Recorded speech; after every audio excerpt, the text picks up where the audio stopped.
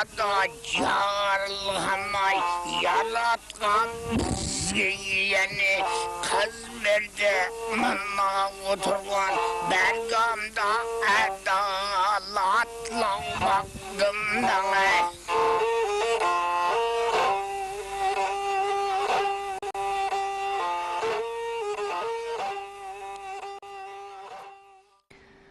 Assalamu alaikum qadrli zamanlaslar.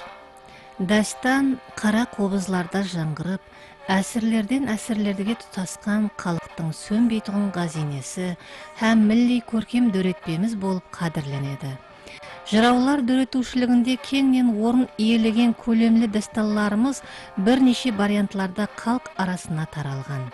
Біз өткен көрсетулерімізде едіге дастанның мазмұны һәм тарихи уақиялар менен байланысы хақында, соның менен бірге бай сөзлік құрамға ие оғада құнлы дөретпе екенлігі туралы сөз еткен едік. Дастанды оқып отырып халқымыздың сөзге оғада бай болғанлығын аңғарамыз. Себебі уақиялар сөз етілгенде сөз жүйесін тауып бара береді. Әр бір сөзді шешелік пенен, тапқырлық пенен, терең білімлілік пенен сөйлеген халқымыздың сөзге ұста ділуар болғанлығын дастандағы әр бір сөз мәнісінен көруімізге болады.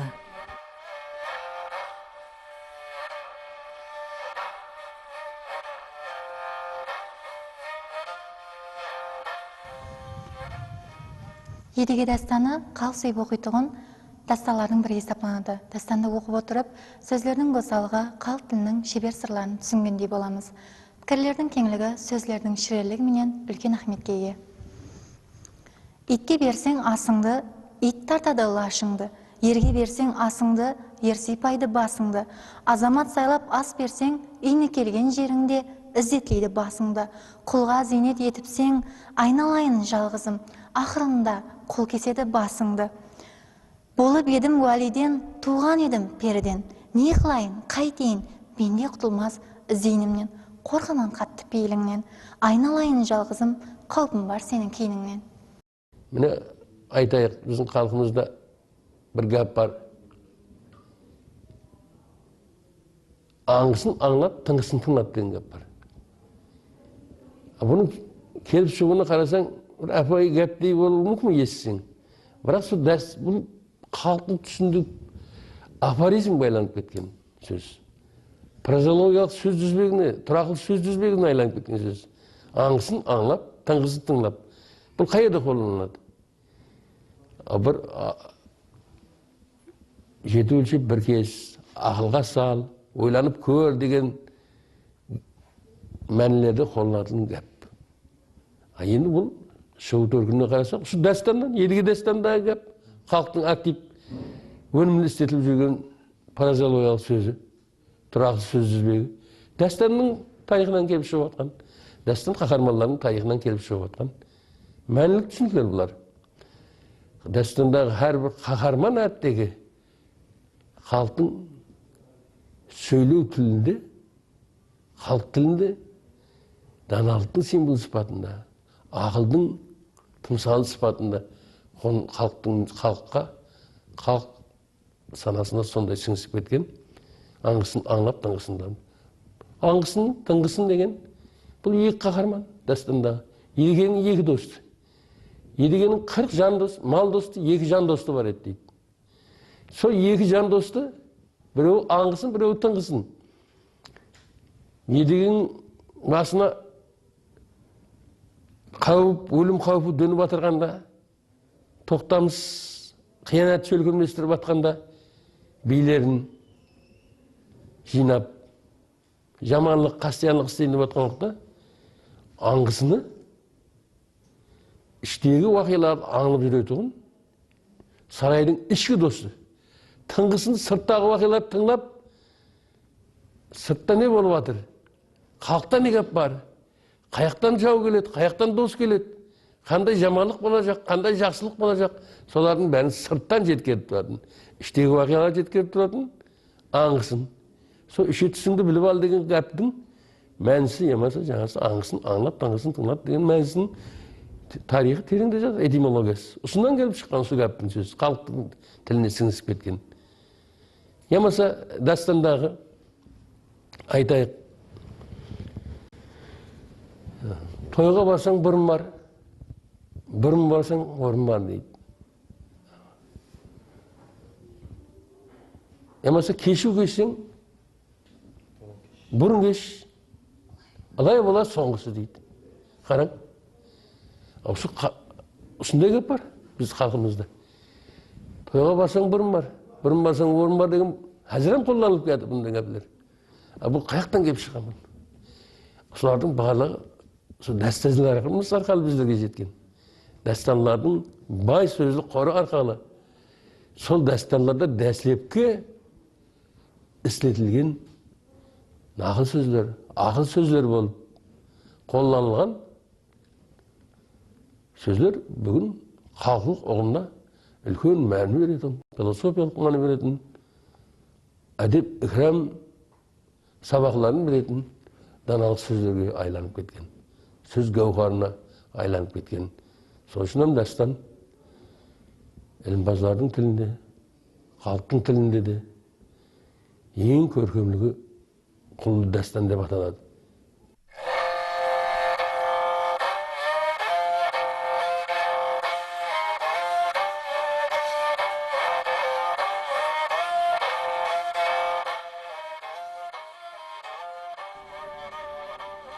Дастанды жырлаған жыраулардың өзі шайыр табиатлы, тума талантлы, қатқылық инсанлар болған. Қобыз намасының өзі ilhamlandырған, атақлы Ерболат жыраудан бұл дастанды жазып алар уақытта қобызын шалып отырып атқармаса тақмақлап айтуға қиланатон болған. Қобызы менен дастанды атқарар екен сөзлер өз-өзінен жылбаланып, ядына құйылып келе беретұғынын айтқан екен.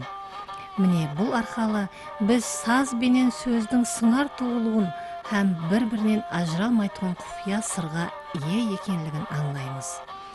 Бұл дастан неше әсірлер бұрын бабамыз Соппаслы Сыпыра жырау тарапынан дөретілген һәм жүдә көп жыраулар тарапынан жырланып, халықларға кеңінен таралып кеткен дастан болып есептеледі.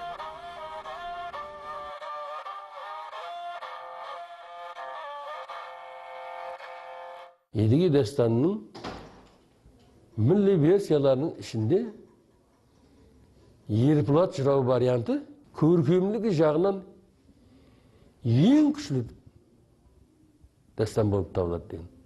Бұндай көркемлік қайда бар? Кім, қайсы сөз шебері осы дәрежеде ата менен баланың мейір мұхаббатын бір-біріге деген айралығын, сағынышын, отанға деген сүйіспеншілігін, халқына деген мейір мұхаббатын, туылған жерге топырағына деген мейір мұхаббатын, ұзақ айралық дәртін бере алады. Сондай қылып беру, бергеннен кейін дастан әсерлерден әсерлерге кеше көрсетіліп саналарды айтқанымыздай 6 әсірден, әсір 7-ші әсірге қарап бадыр. 6 әсірден аслан уақыттан бері шынжыр жыраулар тарапынан, жыраулар мектебінен тарапынан Соппаслы Сыпыра жыраудан тартып, 4 әсір жиен жырауға дейін, ондан бер жағында да бүгінгі күнге дейін және 2 әсір асып өтіп, осы бүгінгі күнге келіп жетуі дастандағы осы сөздің, көркем сөздің құдірет күшінде. Бүгінім соның айқын мысалын көріп отырмыз. Дастан біздің халқымыздың арасында сондай жасау зәрлілігін талап етеді. Бұны біздің бүгінгі жыраулар мектебі өсіп жатырған жас жырауларымыздың мысалынан көрдіңіз. Шөyle бір эпизод бар. Бір ешкісі болады енді. 3 бала бір ананың арасында. Аяқларын, мына аяқ менікі, мына аяқ менікі деп 4 аяқты 4-еуі бөлісіп алған. Ешкінің бір аяқ сынған, шала байлап, шүберек байлап қойған екен. бір оттың үстінен секіріп бардым, от шүбірек жанып, ол ешкі барып қырманға дүгіп, қырманды бүткіл заялап, өртеп, шаламенен барып, жанған шаламенен. Сондан бұның дауы едіге келді. Едіге жетті. Бір шешсе қанға барады, қанның мәзірлер қасында ақыл кеңескөйлер шеше алмай, дұғыз дауы шешсе, бір шешсе, едігенің баласы оған. Едіге барып көрің, Нұрадинге барып, Нұрадин шешуің мүмкін. Сонда шешілген бір, қалай шешемін десең, қандай төрелік десең, төреліктің ам, бұл гүлдің орнынан гүл шығады, шеңгелдің түбін шеңгел шығады деген батырдың баласы батыр, төренің баласы төре. Ақыл бір жерден кеш шықпайды, тегінде қанында болу керек. Халықтың менталитетінде бар, сол ақыл философияны беру үшін осы деталды қолданған жаңа. Аяғы күйген ешкін, шалаға, қырманға түскен. Бір ешкіміз бар еді деп арыз айтып келеді. Мына аяқ ағамдікі еді, мына аяқ інімдікі еді, мына аяқ менікі еді. Сау аяқларды айтып жатырды. Арыз айтып келген бала. Ал енді мына сынық аяқ анамыздікі еді. Енді біздегі қырманның төлеп бер деп дау салып жатыр. Мамамыз төлесін, кемпір төлесін. Біздердікі сау аяқ. Өртеген ана сынық аяқ деп балалары доғырып атқанда, сонда Нұрадиннің айтқан төрелік гәпі бар.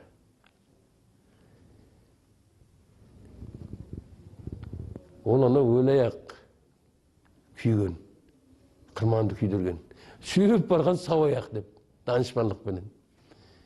Әне осындай ақыл сөзлер, нақыл сөзлер дастанда толып жатыр.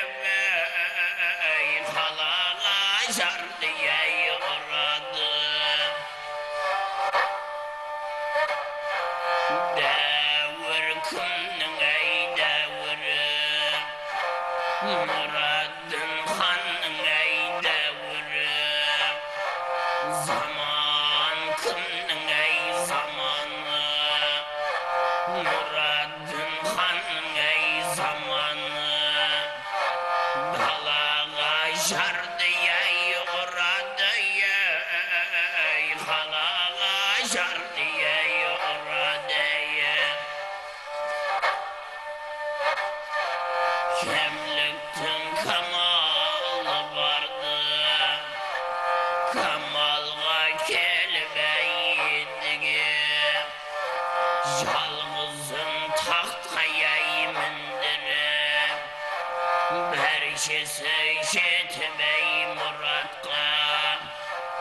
Söz anadı yay kaptamam ey buldu deydi ey bu жердің